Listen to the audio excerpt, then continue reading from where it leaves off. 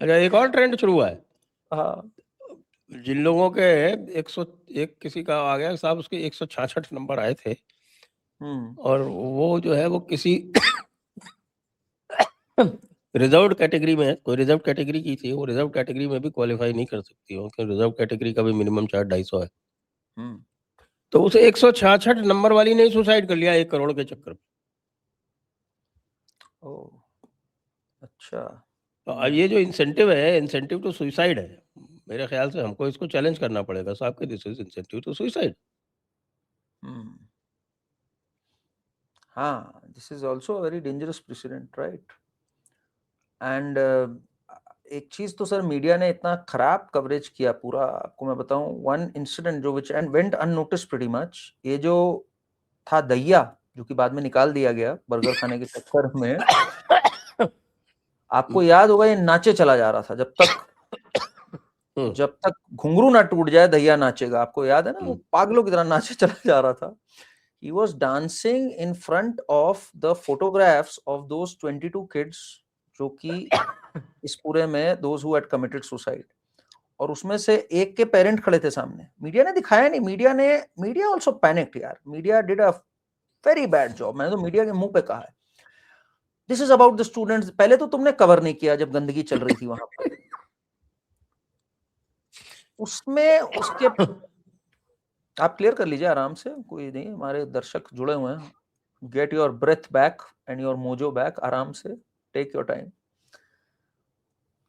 तो मीडिया ने कवर नहीं किया। One of the parents got very very offended कि यार हमारे बच्चे की तस्वीर वहां लगी हुई है, तुम पागलों की तरह यार नाचे चले जा रहे हो, नाचे चले जा रहे हो।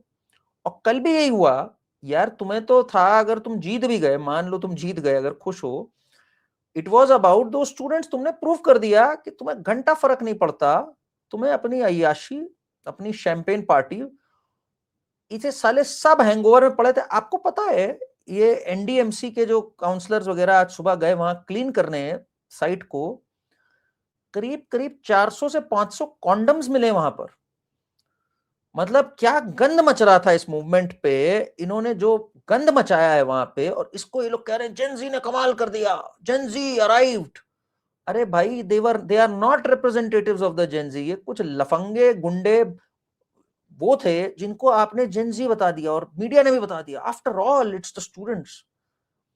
it's unbelievable how bad the communication went and how media, ये लोग कहते तो है गोदी media, the media did a terrible job।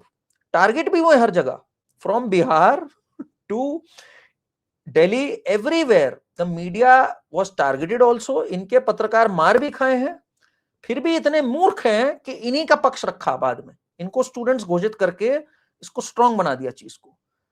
मतलब मीडिया ने सिद्ध कर दिया इस पूरे मूवमेंट में कि वो महामूर्ख है। मतलब मूर्ख से काम नहीं चलेगा, आपको उनको महामूर्ख घोषित करना पड़ेगा। जी, इसमें कम से कम ये तो कहना पड़ेगा कि साहब कुछ लोगों ने तो कंसिस्टेंसी रखी है। Very few. राजदीप इतना खुश था, राजदीप इतना खुश था। राजदीप से सौरभ दास कहता है, this time we'll be celebrating the independence day for the first time in 12 years। Actually 12 साल से आजादी कहीं ऐसा तो नहीं है कि वो लाल किले पे जाके सेलिब्रेट करेगा? कर सकता है भाई। 26 जनवरी को तो आपने देखा था किसानों ने क्या किया था, सो कॉल्ड किसानों ने उस टाइम पे तो फ्लैग ही हटा दिया था। तो भाई इनलाइटेंड यूथ, जेनजी कह के, हो सकता है ये कह दें this is the expression of the youth. आज एक और पोस्ट लिखा था, रांका ने लिखा था या सौरभ दास ने लिखा था कि don't call us insensitive, hey you oldies. ये तो ऋचा चड्ढा ने भी लिखा है, हे यू ओल्डीज, मतलब बदतमीजी की कोई हद ही नहीं है। We are gen z, we can party and we can be sensitive, you know. Richa Chadha भी जेनजी है? ये जेनजी ने लिखा, फिर ऋचा चड्ढा ने उसको कोट ट्वीट करके कहा, don't listen to these oldies, they are Modi bhakts and have dementia, सटिया गए हैं। ये लिखा है ऋचा चड्ढा ने। उन्होंने लिखा, we can party and we can be sensitive, don't teach us you oldies. तो ऋचा चड्ढा ने कहा, इन ओल्डीज की मत सुना करो यार, तुम लोग जेनजी हो, कुछ तूफानी करो तुम लोग। तो जेनजी को इन्होंने क्या बना दिया आप ये सोच के, एक अच्छी जनरेशन जिसमें maximum number of teetotallers है, by the way Gen Z has the maximum number of teetotallers compared to the last 2 generations combined.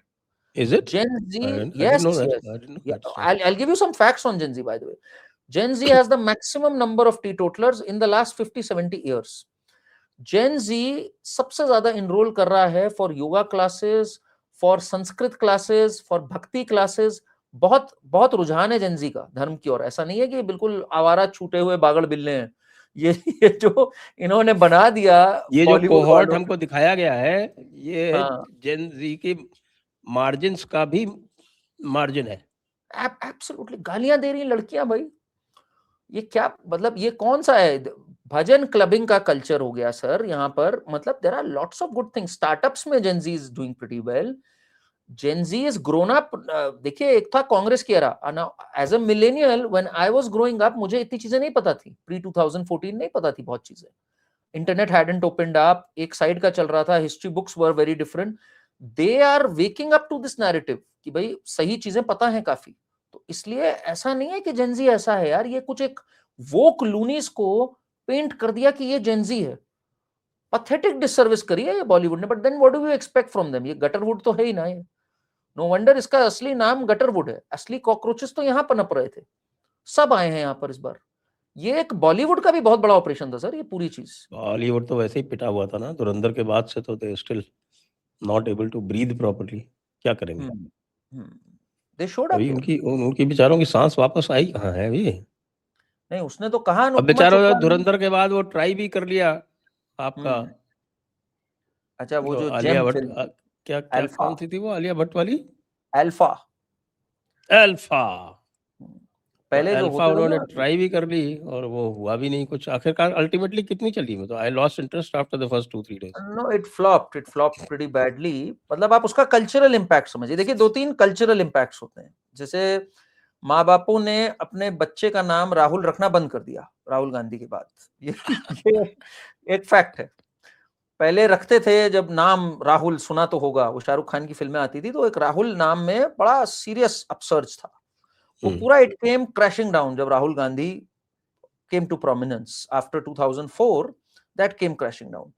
अब लोग एक बड़े जलवे से कहते थे अरे तुम्हारा भाई अल्फा है. I am an alpha male. I am an alpha. अब लोगों ने कहना छोड़ दिया. उन्होंने कहा भाई अल्फा इतनी पिटी हुई फिल्म है. Now people don't use the word I am an alpha और आई एम दिस. पहले this used to be a bragging statement that I am an alpha. Now they are using कि मैं अपने को बीटा बुलाऊं कि गामा बुलाऊं. भाई alpha मत बुलाओ अब अपने को. गामा पहलवान. हाँ अरे ये सही आया. गामा पहलवान सही बैठ भी रहा है. तो इसलिए अल्फा का another cultural impact is this thing. भाई अपने को अब नहीं बुलाना अपने को अल्फा. तो ये इस लेवल तक. अच्छा बाय द वे अनुपमा चोपड़ा का आपने पढ़ा कि नहीं पढ़ा? अनुपमा चोपड़ा ने भी कह दिया जेन जी की जीत मेरी जीत है. मेरे को डेथ थ्रेट्स आ रही थी एक फिल्म की बुराई करने पे. मैं घर से बाहर नहीं निकल पा रही थी. अब जेनजी ने दिखा पहचानता दिया. कौन है? उसको कौन पहचानता जो घर से उसे बाहर? कौन मैसेज दे रहा है मेरे ये नहीं समझ में आ रहा. मतलब धुरंधर अपना लगे हुए है. अनुपमा चोपड़ा छोड़ो उसके पति विधु विनोद चोपड़ा को कोई नहीं पहचानता. वो कह रही मुझे डेथ थ्रेट्स आ रही थी. मेरा कॉन्फिडेंस खत्म हो गया था. जेन जी को देख के उनकी इररिवरेंस को देख के मेरा कॉन्फिडेंस वापस जाग गया. मतलब कैसे कैसे नमूने हैं. जितने हारे थके मांदे लोग थे जो अंदर ही अंदर सड़ कुड़ रहे थे उनको अचानक से ये यूफोरिया करने का एक मौका मिल गया उनको. उन्होंने कहा भाई ये है मौका हम भी सेलिब्रेट कर लेते. मोदी हार गए. मोदी ने घुटने टेक दिए. तो दिस अनफॉर्चुनेटली ये एक मोमेंट इनको मिल गया सबके सबको. बट ठीक है ज्यादा लंबा नहीं चलेगा इनकी. लेकिन ये है कि भाई if this is taken as the भाई अब मान लीजिए आप जिम्बाब्वे से भी खेल रहे हैं ना तो खेलेंगे तो भाई पहले वो बैटिंग करेगा उसके बाद फिर आपका नंबर आएगा. तो अब आप अपनी बैटिंग में उसको सूर्यवंशी की तरह बैटिंग करके खत्म कर दीजिए.